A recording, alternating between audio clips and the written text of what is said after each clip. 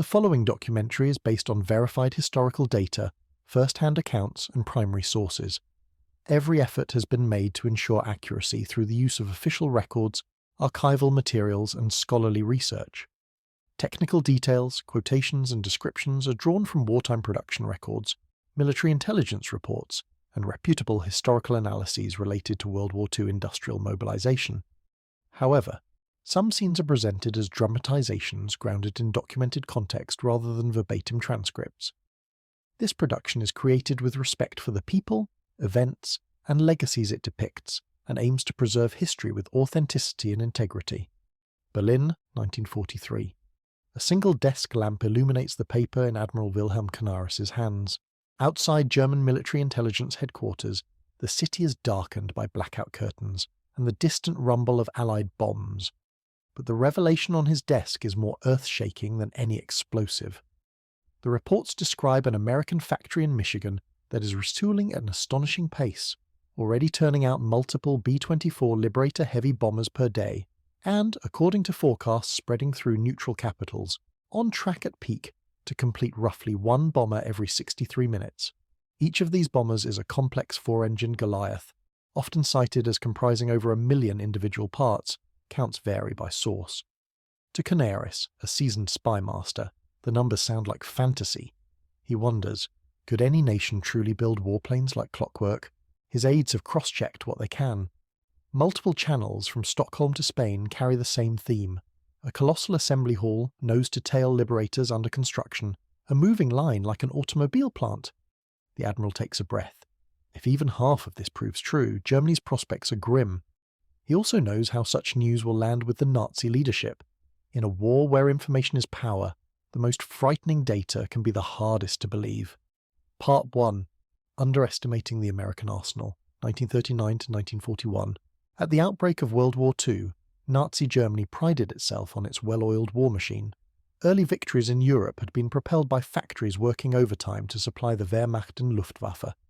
Meanwhile, across the Atlantic, the United States was still at peace, a sleeping giant of industry not yet fully awakened. German leaders often expressed contempt for American military readiness. A popular but unverified line has Reichsmarshal Hermann Göring sneering that Americans could only make consumer goods like refrigerators. Whether or not he used those words, the dismissiveness was real, and it was a miscalculation. Propaganda and intelligence analyses frequently painted the United States as technologically capable, but too slow, too soft, or too wedded to peacetime habits to threaten the Reich's industrial edge. Yet behind the scenes, Adolf Hitler understood the stakes. He believed that if war with the United States dragged on, American industry could become decisive. In public, he mocked American production. In private, he pressed for rapid victories before US factories could fully mobilize. The Nazi bet was that democracy's inefficiencies and American inexperience in arms production would prevent the US from ever catching up. They were about to be catastrophically wrong. As early as May 1940, well before Pearl Harbor, President Franklin D. Roosevelt called for the capacity to produce 50,000 aircraft per year, an astonishing goal for a nation still at peace. At the time, American factories produced only a few thousand planes annually, many of them obsolete. But FDR's challenge set in motion a massive retooling. Automobile plants, with their huge capacity and skilled workforces, would be key.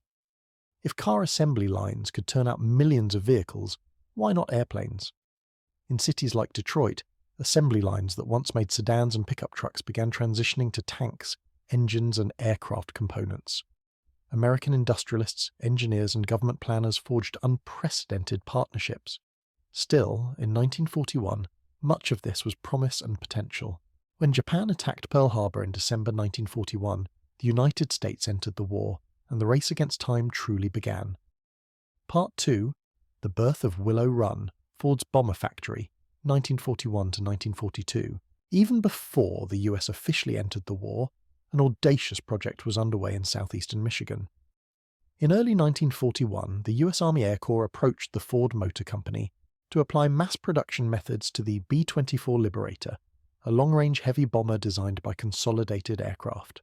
The B-24 was a technological leap, faster and with greater range than the more famous B-17. It carried 4 powerful engines, bristled with defensive guns, and featured the distinctive Davis wing and tricycle landing gear. It was also notoriously intricate, with hundreds of thousands of parts and vast amounts of hand-fit work in traditional factories. Henry Ford, the pioneer of the moving automotive assembly line, was an avowed pacifist in his 70s and initially hesitant about war production. But his company, driven by Edsel Ford and production ace Charles Tex Sorensen, saw the opportunity. Sorensen envisioned a bomber factory where the airplane itself moved down the line, with thousands of workers at specialized stations. Skeptics said it couldn't be done. On April 18, 1941, ground was broken at Willow Run near Ypsilanti, Michigan. Designed by Albert Kahn, the plant rose with astonishing speed. It would sprawl to about 3.5 million square feet, more than a mile from end to end, with a moving line laid out in an L shape. Legends later claimed clouds formed near the ceiling on humid days. In truth, that indoor cloud story is more accurately associated with a much larger, later facility, NASA's Vehicle Assembly Building. What Willow Run did inspire, accurately, was awe at its scale and ambition. Reality bit at first. The first Ford-built B-24 came off the line on May 15, 1942, assembled almost by hand while the new process was debugged. Output was slow as workers mastered aircraft wiring, hydraulics, and quality control. The workforce swelled with men too old or young for military service, and increasingly, women stepping into industrial roles left vacant by men in uniform. By year's end, the line began to move. Bit by bit, airframes advanced station by station. As 1943 dawned, Willow Run was poised to show what American industry could do. Part 3, reaching full production, one bomber an hour, 1943 to 1944. 1943 was the turning point. What began as a trickle surged into a river of bombers. By early 1943, Ford was producing several B-24s per day, and climbing. The moving line matured. Workers became specialists. Sub-assemblies flowed in an intricate choreography. Outside the plant, a dedicated airfield handled testing and delivery. Ferry crews arrived from training bases to pick up brand new Liberators. Contemporary accounts describe rows of cots where pilots slept, waiting for their serial numbers to come up. The pace was that fast. It wasn't just machinery, it was human organization. At peak, more than 42,000 people worked at Willow Run. Thousands of women, the real-life Rosies, stood on platforms shooting rivets into aluminum.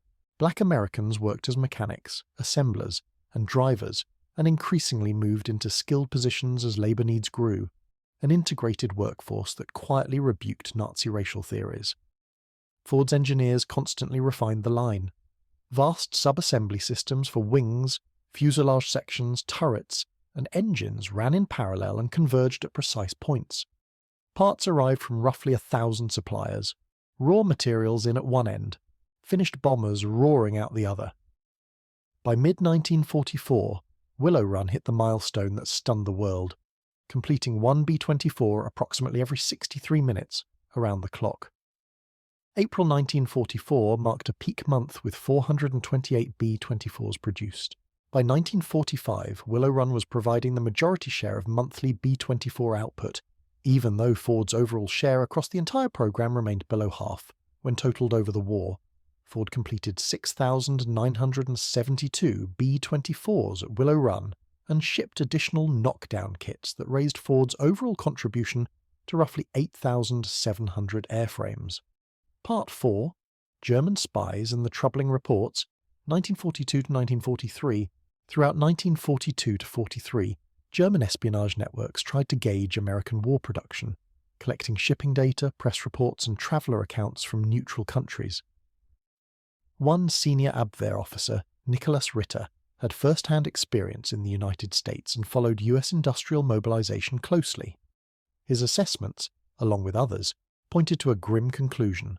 The longer the war lasted, the more Germany's material disadvantages would become decisive. By early 1943, analysis circulating within German military intelligence described extraordinary US aircraft output and singled out mass production methods, like those at Ford's bomber plant, as transformative. Publicly, top Nazis often dismissed such figures as propaganda. Privately, a few technocrats, notably Albert Speer, grasped that American industrial capacity could bury Germany if the war dragged on. The regime's denial, combined with bets on miracle weapons, would not change the arithmetic. Part 5, The Arsenal. Unleashed. Air Power over Europe, 1944. In February 1944, the truth of those assessments roared to life. The United States Army Air Forces launched Big Week, February 20th to 25th, hammering German aircraft production and the Luftwaffe's support network with day-after-day raids. Losses were heavy, but the US could replace planes and crews far faster than Germany. A few months later, on June 6, 1944, the Western Allies stormed Normandy under an umbrella of air power that was almost one-sided. Roughly 11,000 Allied aircraft supported the invasion, while the Luftwaffe could put up only a few hundred. Among those Allied ranks were countless B-24 Liberators, many freshly delivered from Willow Run, ranging over France and striking roads, bridges and rail lines with near impunity. Part 6, The 1-Hour Bomber and the Human Story, 1944 to 1945. Willow Run's frantic tempo continued through 1944 and into 1945. The statistic made headlines and sold war bonds, but behind it were individual lives and sacrifices. Overtime was constant.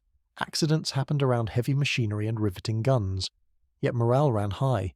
Many workers took pride in each completed B-24, believing it could protect loved ones overseas. Women numbered well over 15,000 at peak, and their speed and precision became legendary. The plant's integrated workforce stood as a living contradiction to Nazi ideology. The logistics were mind-bending. Everything from spark plugs to altimeters arrived by rail to Willow Run's loading docks daily. Onlookers, Allied VIPs on tours or curious foreign visitors in neutral countries, were uniformly astonished. By VE Day, May 1945, Willow Run had produced thousands of B-24s, 6,972 completed at Willow Run, plus additional knockdown kits assembled elsewhere, out of the 18,482 Liberators built overall. American industry produced well over 300,000 military aircraft of all types during the war. Germany, roughly 95,000.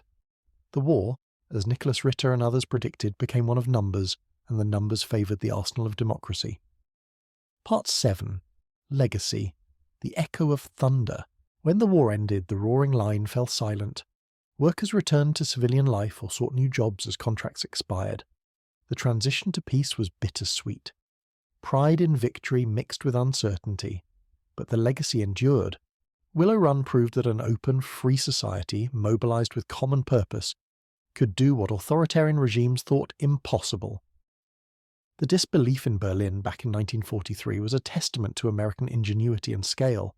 They could not imagine a society so diverse and so decentralized achieving a unified goal. Yet it happened, and it changed the course of history. The war of production was as decisive as any battle. The United States armed itself and its allies with tanks, trucks, ships, and millions of small arms. Hitler's regime was outfought on the front lines and outproduced on the home front. The intelligence warnings were closer to the truth than the scoffing replies. A post-war anecdote captures it. A former German fighter pilot met an American woman who'd worked as a riveter.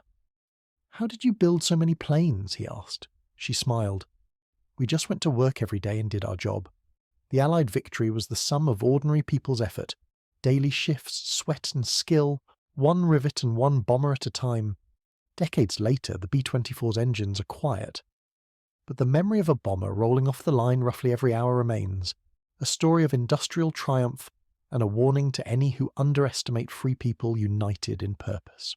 It is a chapter written in steel and aluminum by those who believed that building the tools of freedom was their solemn duty. And so they did, faster than anyone thought possible, changing the deadliest war in human history with each plane that took wing.